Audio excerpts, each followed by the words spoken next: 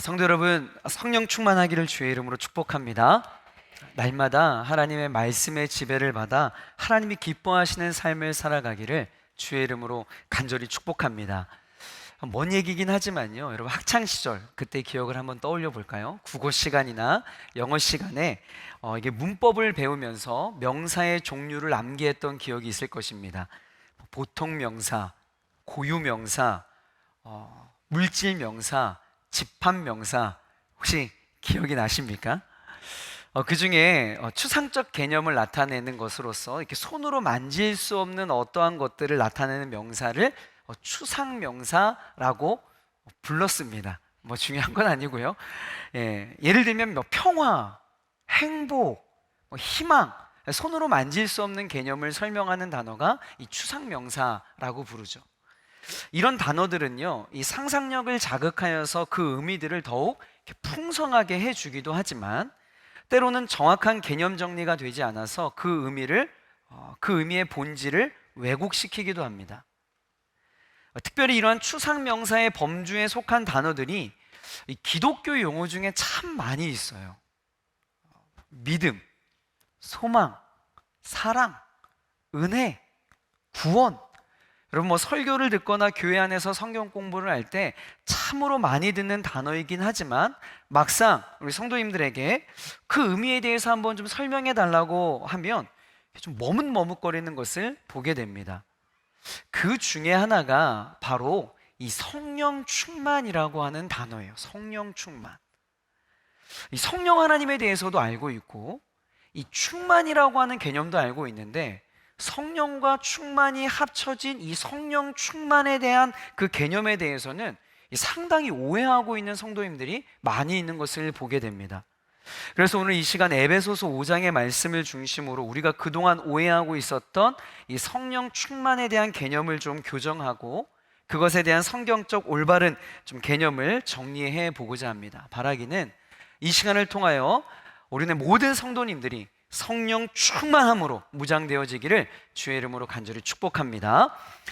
이 많은 사람들이 이 성령 충만에 대해서 왜 오해를 하고 있는가를 봤더니 제일 먼저 이 성령 하나님에 대한 왜곡된 이미지를 갖고 있기 때문임을 저희가 볼 수 있습니다.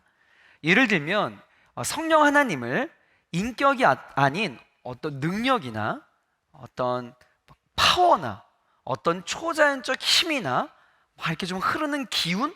뭐 좀 이러한 것으로 인식하는 경우가 참 많이 있습니다. 우리의 힘으로 어떠한 일을 할 수 없는 일에 직면했을 때 어떤 초월적인 힘을 제공해주는 수단 즈음으로 성령 하나님을 제한하거나 인식하는 경우가 많다라는 거죠. 성령 하나님을 단순히 신비한 능력으로 봐서는 여러분 안 된다라는 거예요. 성경은 분명하게 이야기합니다. 성령 하나님은 어떠한 파워가 아닌 인격체로서 생각과 감정과 그리고 의지를 지닌 존재라고 성경은요 곳곳에서 성령 하나님의 인격성에 대해서 이야기를 하고 있는데 가장 대표적인 말씀이 로마서 8장 26절, 여러분 잘 알고 있는 말씀이에요. 자, 함께 읽습니다. 시작. 이와 같이 성령도 우리의 연약함을 도우시나니 우리는 마땅히 기도할 바를 알지 못하나 오직 성령이 말할 수 없는 탄식으로 우리를 위하여 친히 간구하시느니라. 아멘. 여기에 보면 성령 하나님이 우리와 동일하게 탄식하며 슬퍼하는 인격체라는 것을 알 수가 있습니다. 단지 성경에서 이 성령 하나님의 존재하심과 그분의 사역을 설명하기 위해 많은 곳에서 물이나 또 불이나 또 기름과 같은 것으로 표현되고 있는데 이것은 단지 성령님의 특성을 부각하기 위한 문예적이고 또 비유적인 표현이라는 것을 알아야 합니다. 분명한 것은 여러분 성령님은 하나님이시고 지정의를 지니신 신성한 인격체이지 어떠한 파워 이것이 아니라는 것을 먼저 우리가 개념 정리를 다시금 해야 됩니다. 두 번째에 대한 오해가 무엇이냐면 이 충만함에 대한 개념의 오해예요. 충만함.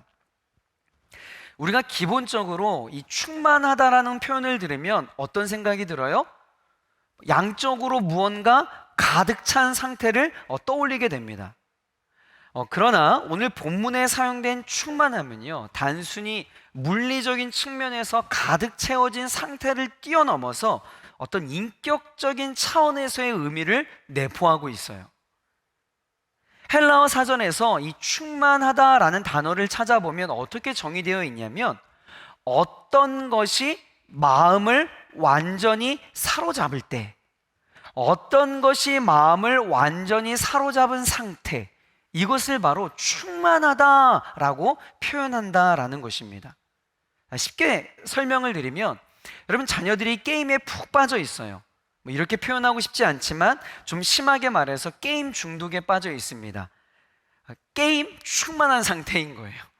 게임에 온전히 지배를 받고 있는 거죠. 사랑에 빠진 남녀가 있어요.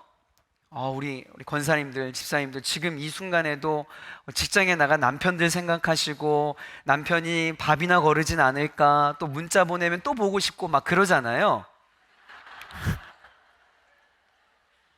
저를 때릴 것처럼 그렇게 눈빛을, 예.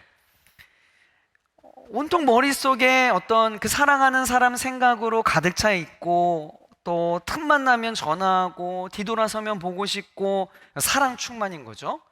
상대방이 내 삶을 완전히 지배해버린 거예요.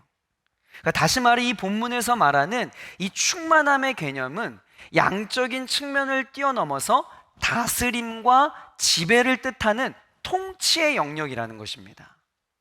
그런데 우리는 계속해서 사용하면 소모되어지고 또 충전하면 채워지는 휴대폰 배터리의 개념으로 성령 충만을 적용하려고 하는 실수를 계속 범한다라는 거죠.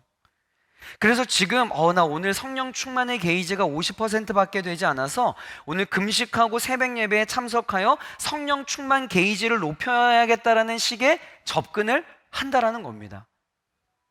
여러분, 우스운 이야기가 아니라 정말 많은 성도님들이 그런 접근을 하고 계세요. 그런 류의 접근을 하다 보니까 우리의 신앙생활이 매우 아주 건조해지고 기쁨과 자원함이 없는 매우 형식적이고 반복적인 종교 활동으로 변질되어 버리고 마는 거예요. 그래서 오늘 본문은 이 통치와 다스림의 영역으로서의 성령 충만을 설명하기 위해 우리가 잘 알고 있는 이 술 취함이라고 하는 현상을 비교 대조군으로 끌어들이고 있는 것입니다. 이 부분과 관련하여서 영국에 이 마틴 로이드 존스라고 하는 목사님이 계십니다. 아주 강해 설교의 대가이신데요, 그분의 에베소서 강해집에서 이 부분을 아주 기가 막히게 표현을 하고 있습니다. 사실 이 목사님은요, 본래 신학자가 아니라 의사였습니다. 그래서인지 그의 성경 해석은요 아주 냉철하고 군더더기가 없는데, 오늘 본문은 이렇게 표현을 합니다. 술 주정뱅이처럼 술 기운으로 살지 말고 성령의 기운으로 살아라, 이렇게 의역을 했어요. 그러니까 로이드 존스 목사님이 설명하기를 어떠한 기운으로 산다라고 하는 것은 우리의 전인격, 즉 지정의가 다른 영향과 다른 세력에 의해서 조종을 받고 있는 의미라고 그렇게 설명을 합니다. 의사라고 하는 그의 과거 직업 때문인지는 몰라도 아주 이 부분을 의학적으로 접근을 해요. 여러분, 음주에 의해 맨 처음 뇌 가운데 있는 이 중추기관들에 영향을 주게 된다고 합니다. 그리고 그 중추기관들은 지혜력, 이해력, 판단력, 균형, 자율성, 자제력 등등 모든 조종 능력을 제어하게 돼요. 그래서 결국 사고 능력과 이성 능력, 계산 능력, 이해력, 이 모든 것들을 빼앗겨 버리게 되는 것이죠. 여러분, 따라서 이 술 취한다라고 하는 것은 결국 뭐예요? 술의 지배를 받는다라는 것으로 결론되어지는 것입니다.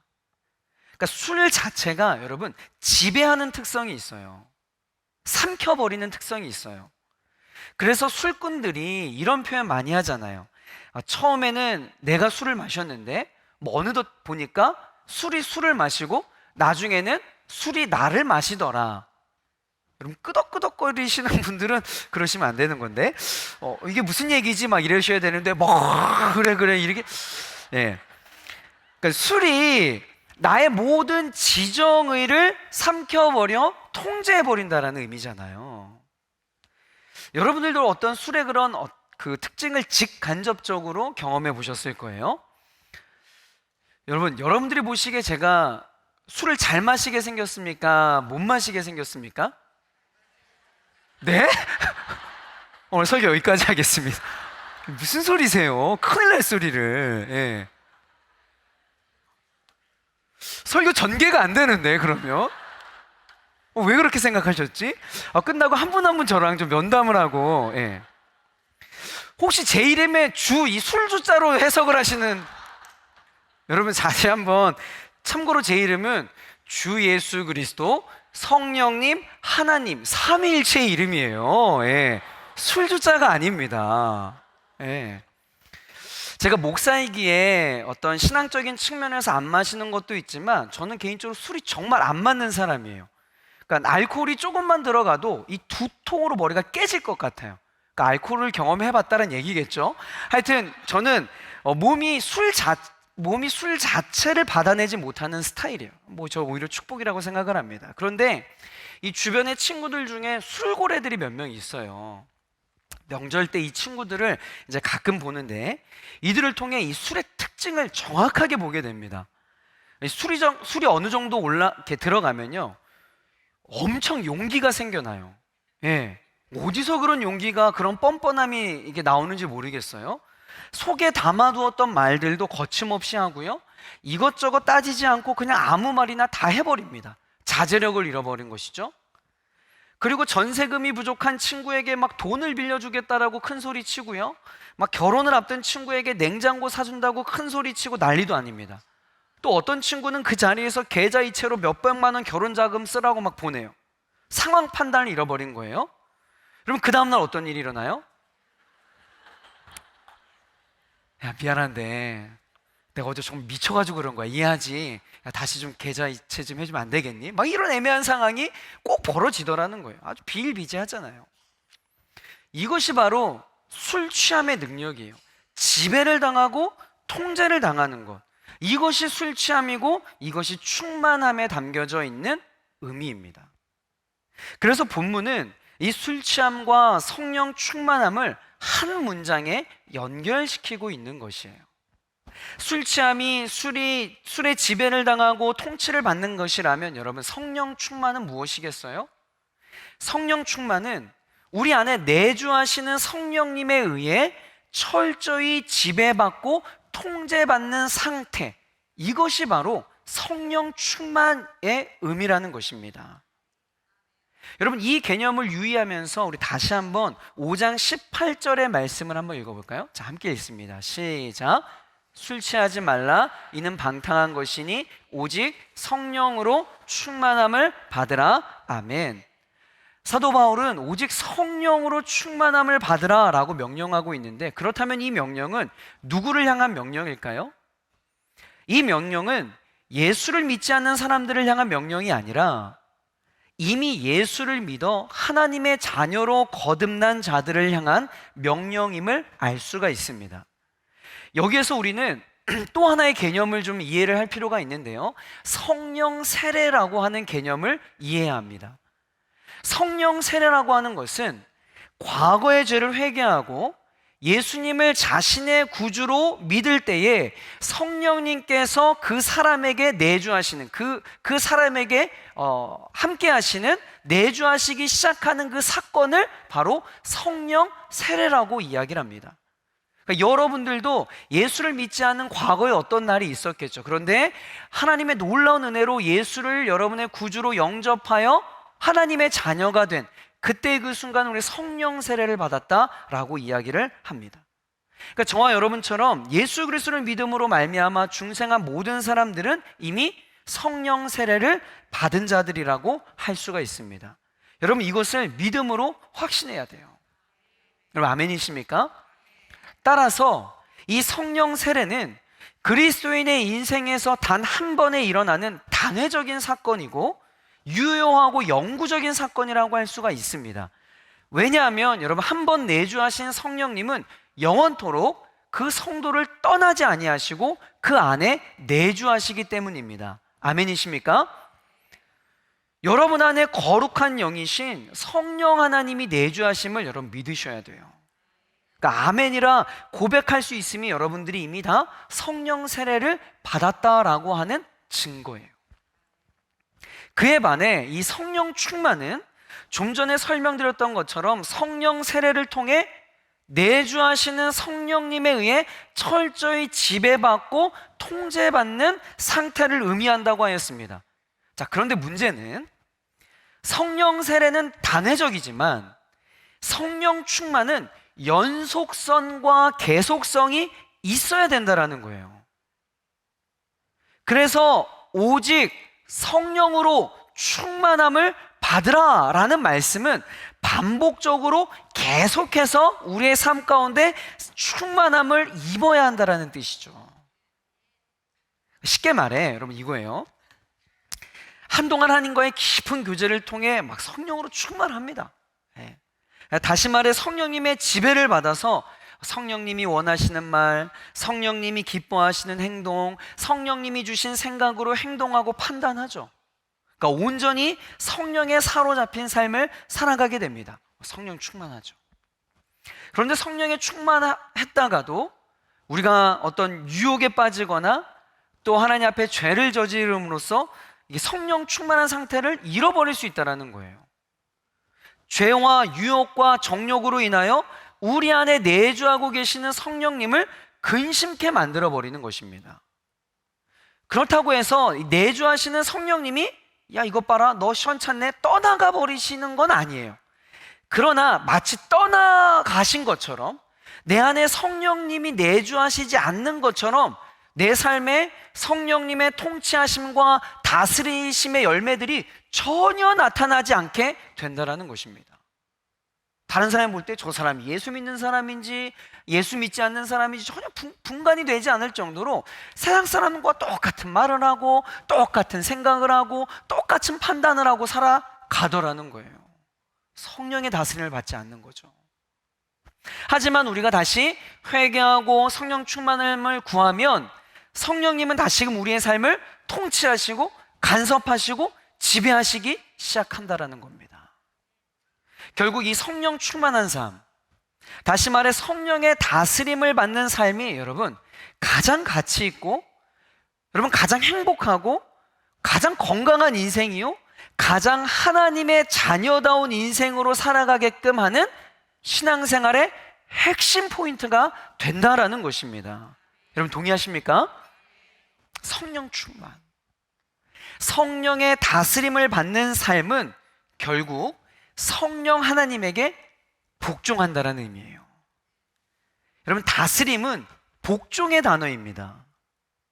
그러니까 결국 우리 인생은 내가 주인이든지 성령님이 주인이든지 둘 중에 하나예요. 다른 거 없어요. 둘 중에 하나입니다. 성령 충만인가 자아 충만인가. 내 인생의 핸들을 내가 쥐고 살아갈 것인가 내 인생의 핸들을 성령께 내어드릴 것인가. 결국은요 우리 인생은 이 싸움인 겁니다. 집을 나설 때 성령님과 동행을 해요. 그리고 운전석에 자신이 앉고 성령님을 뒤 트렁크에 태우고 그냥 조용히 하라고 합니다. 아무 말 하지 마세요. 그냥 잠자코 그냥 트렁크에 계세요. 네. 다른 사람한테 들키면 창피하니까 가만히 계세요. 또 어떤 사람은 운전석에 자신이 앉고 성령님을 조수석에 태웁니다. 성령님이 야야 그쪽 아니야 이쪽으로 가는 게 더 좋아. 그러면 뭐예요? 아유 내가 이 길을 몇 번 다녔는데 그냥 이 길이 맞아요. 무슨 소리세요? 그냥 잠자코 계세요. 그냥 운전벨트는 똑바로 하세요. 뭐 이렇게 하는 거죠. 그러나 어떤 사람은요 조용히 자신이 조수석에 앉고 성령님에게 운전석을 내어드려 핸들을 맡겨드립니다. 그리고는 성령님께서 인도하시는 대로 묵묵히 순종하며 따라 나서요. 때로는 그 조수석에 앉으면서 불편한 마음이 있어요. 이 길이 아닌데 이 길로 가는 게 더 빠른데 이 길로 세상 사람들이 다 가는데 여기로 가면 좀 더 좋을 것 같은데 라는 막 생각이 느껴질 때도 있지만 묵묵히 성령님의 인도하심을 신뢰하며 조수석에 앉아 있는 거예요. 말을 아끼면서 말이죠. 여러분 이러한 사람이 바로 성령 충만한 사람이라는 것입니다. 이와 관련해서 여러분 대학생 선교회의 창시자고 여러분이 잘 알고 있는 사형리 들어보셨죠? 이 사형리를 만든 이 빌 브라이트 박사는요, 이러한 예수님의 주제권을 중심으로 세 가지 유형의 사람을 그렇게 구별하여 설명을 합니다. 제가 이 세 가지의 종류의 사람을 설명할 때 보여드릴 텐데요, 여러분들은 어떠한 종류에 속한 사람인지를 한번 잘 생각해 보시길 바라요. 첫 번째는요, 비그리스도인입니다. 비그리스도인. 자아충만한 사람이에요. 자신의 머릿속에, 자신의 생각 속에 그 보좌에 자신이 앉아 있잖아요. 좀 전에 설명드렸던 것처럼 인생의 핸들을 자신이 쥐고 성령님은 저 뒤에 트렁크에 그냥 앉힌 사람이죠. 예수 그리스도가 자신의 그 생각 밖에 계세요. 내 안에 들어와 계지 않아요. 모든 인생의 문제를 자신의 경험과 자신의 판단과 자신의 어떠함으로 결정해 나가는 사람입니다. 삶에 아무런 방향성이 없어요. 그냥 살아가서 살아가는 겁니다. 비그리스도인. 첫 번째 사람이에요. 자, 두 번째, 육신에 속한 그리스도인. 성령 세례를 받아서 예수님을 믿는 믿음은 있어요. 그러나 성령님을 조수석에 태우고 여전히 자신이 운전석에 앉아서, 저 보세요, 그 자신의 보좌에 자신이 떡하니 앉아 있잖아요.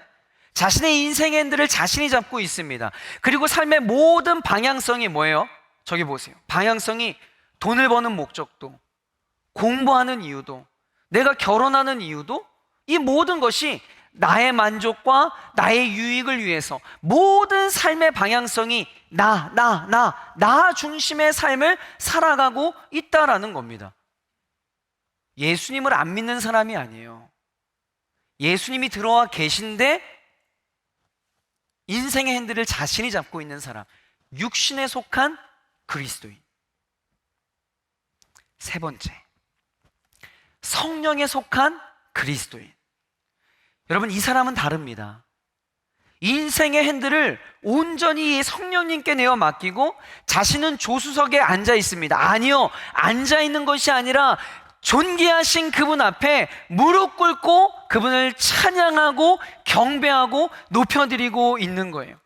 이러한 사람이야말로 온전히 성령의 통치와 지배를 받으며 살아가는 성령 충만한 사람입니다. 여러분, 이러한 사람의 특징이 있어요. 여러분, 인생의 모든 것들이요, 예수 그리스도를 향해 있습니다. 내가 공부하는 이유도 예수 그리스도를 위해요. 내가 결혼을 하여 가정을 꾸리는 것도요, 하나님의 영광을 위한 일입니다.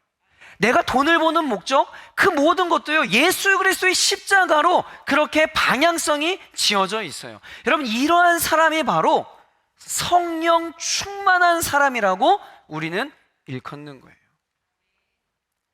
성도 여러분, 여러분은 어떤 종류의 사람이십니까? 비그리스도인? 육신에 속한 그리스도인? 성령에 속한 그리스도인? 여러분, 내 인생의 핸들을 내가 쥐고 있으면 안 돼요. 내 인생의 주권을 가지고 있으면 안 됩니다. 온전히 내어드려야 돼요. 성령님이 내 삶을 다스리고 통치하실 수 있도록 온전히 맡겨드려야 됩니다. 그래서 그분의 다스림을 받아야 돼요. 이러한 맥락에서 볼 때 여러분, 성령 충만은요, 내 인생의 핸들에서 손을 놓는 작업이고 내 인생의 주인 자리에서 내려오는 것이라 할 수 있습니다. 그리고 더 나아가 매일매일 그분의 주인됨을 확인하는 삶이 바로 성령 충만한 삶이다 라고 이야기할 수 있어요. 자, 그렇다면 우리는 성령 충만을 위해서 어떻게 해야 하는가? 다시 말해, 성령의 계속 지배를 받고 싶으면 어떤 일을 해야 하는가? 이 문제에 다다르게 됩니다. 자, 첫 번째는요, 성령님께서 우리 안에 계신 것을 항상 인식해야 된다라는 거예요. 여러분, 이것보다 더 중요한 것은 없습니다. 성령 세례를 받은 자들, 즉 모든 그리스도 안에 성령님은 내주하세요. 그래서 바울은 고린도 교회 성도들에게 이것을 강조합니다. 자, 고린도전서 6장 19절 말씀인데요, 함께 읽어보겠습니다. 시작. 너희 몸은 너희가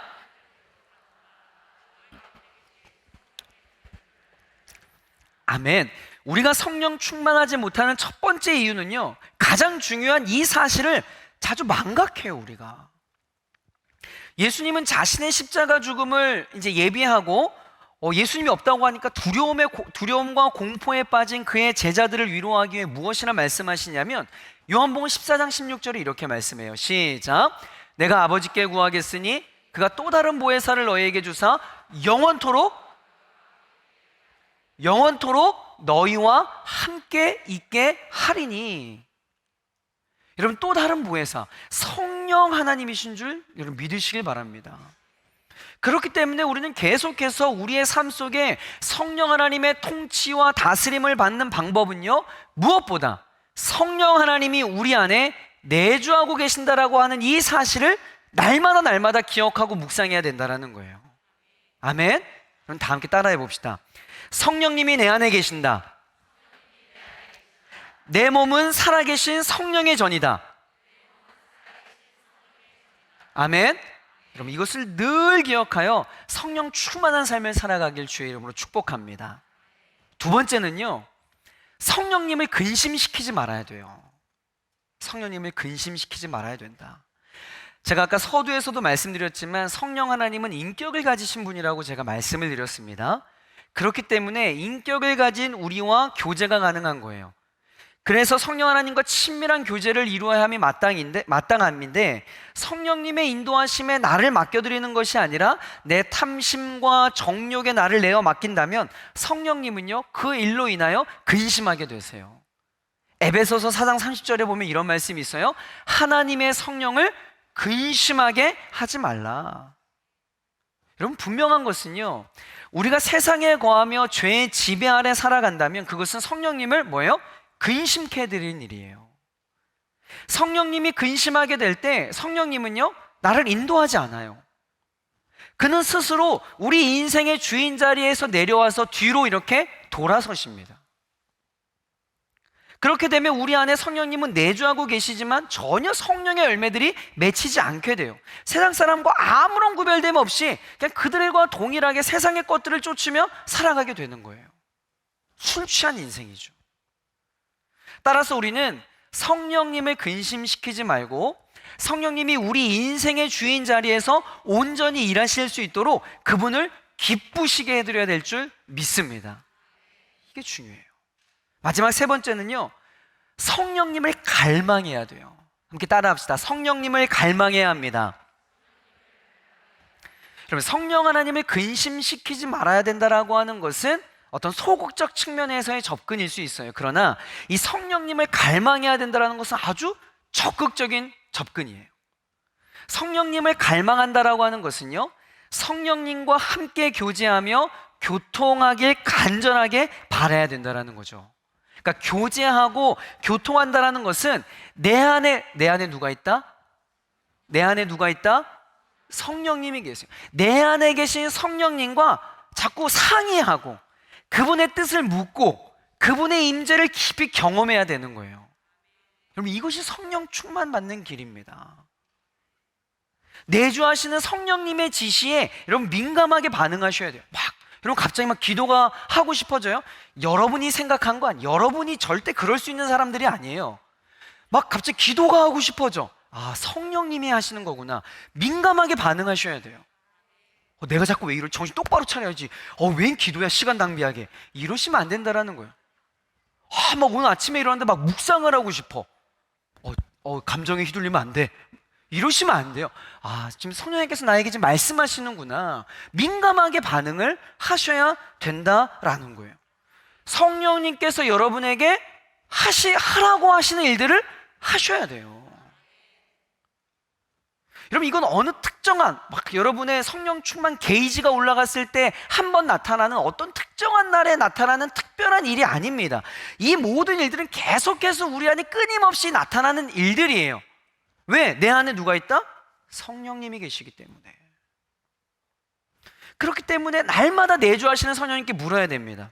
어떠한 선택을 해야 될지, 누구를 만나야 될지, 어떤 말을 해야 될지, 무엇부터 해야 될지 끊임없이 여러분 물으셔야 돼요. 그렇다고 해가지고 식사 전에 하나님 짜장면입니까? 짬뽕입니까? 30분 동안 말씀이 없으세요? 그럼 못 먹고 나오시고 그런 일을 하라는 게 아니라 성령님께 계속 묻잖아요. 성령님께서 알려주십니다. 그리고 지시해 주세요. 깨닫게 해주실 거예요. 이것이 바로 성령의 통치를 받는 성령 충만한 삶일 줄 믿습니다. 자, 그렇다면 성령님이 우리 안에 내주하고 계심을 날마다 기억하고, 또 성령님을 근심시키지 않기 위해서 몸부림치며, 또 성령님을 적극적으로 갈망하며 살아갈 때, 여러분, 그러면 우리의 삶 가운데 어떠한 일이 일어날까요? 성령 충만의 열매가 무엇인지를 한번 좀 살펴보길 원해요. 여러분, 구약과 신약 성경의 수많은 내용들을 하나로 압축한다면 어떤 내용이 되겠어요? 마태복음 22장에 보면 한 율법사가 예수님을 시험하고자 수많은 계명 중에 가장 큰 계명이 무엇입니까? 라고 물어요. 그러자 예수님께서 이렇게 말씀하시죠. 마태복음 22장 37절 40절 함께 읽습니다. 시작. 예수께서 이르시되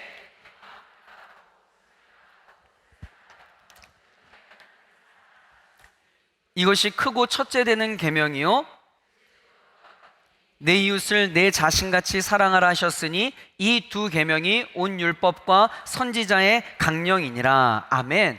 여러분, 다시 말해 구약과 신약의 모든 말씀을 압축하면 딱 두 가지, 하나님 사랑과 이웃 사랑으로 요약되어진다라는 것입니다. 그런데 여러분, 죄라고 하는 것이 무엇이냐면 바로 이것을 못하게 만드는 거예요. 하나님을 사랑하고 이웃을 사랑하고 하는 것을 못하게 막는 게 죄예요. 하나님을 사랑하기보다 자기 자신을 더 사랑하죠. 하나님에 대해 오해하고 불신하게 만듭니다. 이웃을 사랑하기보다는 수많은 인간관계를 깨뜨리고 서로 시기하고 미워하게 만들어요. 그래서 하나님과의 관계, 이웃과의 관계, 이 모든 관계의 설정이 흐트러지게 되는 겁니다. 그런데 여러분, 성령 충만이 바로 이 어그러진 모든 관계와 그 모든 질서를 바로잡게 만드는 일을 한다라는 거죠. 여러분, 성령 충만하면 하나님과의 영적인 질서가요 재확립되어집니다. 여러분, 성령 충만하잖아요. 어그러진 주변의 사람들과의 관계가요 다시 형성되어지게 돼요. 그래서 오늘 본문 5장 18절에 자, 술 취하지 말고 오직 성령으로 충만함을 받으라 라고 말씀하신 이후에 19절부터 21절까지 성령 충만할 때 우리 삶 가운데 맺혀지는 열매들에서 설명을 하고 있어요. 자, 그 중에 먼저 19절부터 20절 함께 볼까요? 자, 시작. 시와 찬송과 신령한 노래들로 서로 화답하며 너희의 마음으로 주께 노래하며 찬송하며 범사에 우리 주 예수 그리스도의 이름으로 항상 하나님께 감사하며. 아멘. 자, 성령의 충만함을 받으라 라는 명령 다음에 곧바로 나오는 말씀이 무엇이냐면 19절과 20절의 말씀은요 결국 참된 예배로 나아가게 된다는 것을 이야기하고 있는 거예요. 여러분, 19절과 20절에 나오는 모든 말씀은요 예배와 관련된 용어들입니다. 시와 찬송과 신령한 노래와 화답과 노래와 찬송과 하나님께 감사와 이 모든 것을 예배와 관련된 거예요. 그러니까 여러분, 성령 충만하지 않으면 참된 예배를 드릴 수 없다라는 겁니다. 여러분, 하나님을 향한 그 사랑의 표현 중에 최고 절정이 무엇이겠어요? 그것은 바로 하나님을 영화롭게 하는 예배요, 예배. 그러니까 결국 여러분, 성령 충만해야 참된 경배를 드릴 수가 있게 되고, 참된 경배를 드려야 하나님 사랑의 실천을 온전히 하여서 하나님과 나와의 영적인 질서가 회복될 수 있다는 거예요. 성령 충만하면 예배 회복되어지고, 예배 회복되어지면 하나님과 나와의 관계가 재설정되어진다. 자, 21절 말씀 볼까요? 더 이어서 이야기합니다. 21절 시작. 피차 복종하라. 여러분, 이 말씀은요 아주 묵직하면서도 수준 높은 명령입니다. 성령 충만의 결과로서 서로 복종하는 관계가 설정된다라고 하는 것인데 참 이상한 개념이에요. 여러분, 상식적으로 이 세상의 사람과 사람 사이의 관계성을 보면요 다른 사람들을 복종시키려 하는 수많은 시도가 있는 것을 보게 됩니다. 여러분, 가정에 한번 보세요. 그래서 소위 사람들이 말하는 성공한 인생이 뭐예요? 다른 사람들을 복종시킬 수 있는 힘을 가지게 되는 것, 그리고 복종시킨 많은 사람들이 자기 밑에 있는 것, 여러분, 그것을 성공이라 부르지 않습니까? 이것이 사람의 본능이에요. 여러분 이게 수련회와 같은 곳에 가보면 숙소가 형제방, 자매방 따로 있지 않습니까? 제가 자매방에서는 어떠한 일이 일어나는지는 모르겠는데 제가 이때까지 경험한 수련회 형제방에서 어떠한 일이 일어나는지 제가 오늘 폭로하도록 하겠습니다. 제일 먼저 여러분, 어색한 사이가 한 10명 어색한 사이가 있습니다. 그럼 뭐 이렇게 있다가 서로 이제 이름을 묻습니다. 그리고 바로 몇 년생인지 물어요. 그러면 대충 서열이 정해집니다. 그런데도 우연치 않게 동갑이 있어요? 그럼 빠른인지를 물어요. 빠른이냐 뭐냐 생일이 언제인지 확인합니다. 그래서 기필코 그 방 안에서의 라인업을 하여서 서열을 정리합니다. 동물의 왕국이죠. 그럼 낯설지 않은 풍경일 거예요. 그런데 성경은 무엇이라 이야기하냐면 성령 충만하게 되면 모든 지체들은 서로가 서로에게 복종하게 된다는 거예요. 힘을 길러 누군가 위에 군림하려고 하는 것이 아니라 오히려 서로가 서로에게 복종하며 서로를 섬기게 된다는 겁니다. 그래서 오늘 에베소서 본문은요, 이어서 구체적인 예를 들고 있는 거예요. 여러분 잘 알고 있는 것처럼 종과 주인의 관계, 남편과 아내의 관계, 부모와 자녀의 관계가 성령 충만이라고 하는 필터링을 거치게 되면 서로 복종하게 되는 새로운 관계성 안으로 들어오게 된다, 이 얘기를 하고 있는 겁니다. 여러분 이처럼 성령의 충만함을 받잖아요. 우리의 예배가 회복돼서 하나님과의 관계가 회복돼요. 그리고 이웃과의 관계, 주변 사람들의 관계가요 정립이 되어서 건강한 인간관계의 질서가 생기게 됩니다. 이것이 성령 충만의 열매인 거예요. 말씀을 정리하겠습니다. 여러분 명의 이전이라는 말 들어보셨죠? 명의 이전. 거래 내역과 또 권리 등 일체를 다른 사람의 이름으로 변경하는 것을 말합니다. 서류상으로 명의 이전을 하게 되면요, 과거 소유주는 아무런 권리를 행사할 수가 없어요. 성령 충만, 이것은요 어떻게 보면 영적인 명의 이전과 같은 것이라 할 수 있습니다. 오늘 말씀의 제목처럼 내 인생의 핸들을 온전히 성령 하나님께 내어드리는 것, 그래서 내가 내 인생에 대해 소유권을 주장하지 않겠다라고 성령님께 그 명의를 내어드리는 것, 여러분 이것이 성령 충만이에요. 그래서 오늘 본문은 우리들에게 신앙적 결단을 요청하고 있는 겁니다. 읽진 않았지만 오늘 15절의 말씀을 보면 어떻게 행할지를 자세히 주의하여 지혜 없는 자같이 하지 말고 오직 지혜 있는 자같이 하라 라고 우리들에게 선택권을 부여하고 있어요. 성도 여러분, 어떠한 선택을 하시겠습니까? 본문은 말합니다. 여러분 지혜 있는 자는요 세월을 아낀대요. 단순히 잠을 줄여가며 열심히 부지런히 살라는 정도의 의미가 아닙니다. 세월을 아끼는 삶은 주의 뜻이 무엇인지 이해하는 삶이에요. 부지런히 쉬지 않고 달려가는 인생을 살라는 것이 아니라 무엇을 위해 살아야 할지 그 분명한 방향성을 가지고 살라는 것입니다. 그러한 삶을 살기 위해서는 여러분 반드시 성령으로 충만함을 받아야 됩니다. 사랑하는 성도 여러분, 다시 한번 여러분 축복합니다. 성령으로 충만하시길 축복합니다. 여러분의 인생이 온전히 성령의 지배와 통치를 받기를 축복합니다. 그래서 여러분의 생각, 여러분의 행동, 여러분의 언어, 여러분의 판단과 결정과 그 모든 삶의 모든 순간들이 성령의 열매들로 가득 넘쳐나길 축복합니다. 성령은 살리는 영이라 했습니다. 영의 생각은 생명과 평안이라 하였습니다. 성령 충만한 여러분을 통하여 여러분의 가정이 살고 여러분의 자녀가 평안하고 여러분이 몸담고 있는 모든 공동체가 생명 공동체로 변화되길 주의 이름으로 간절히 축복합니다.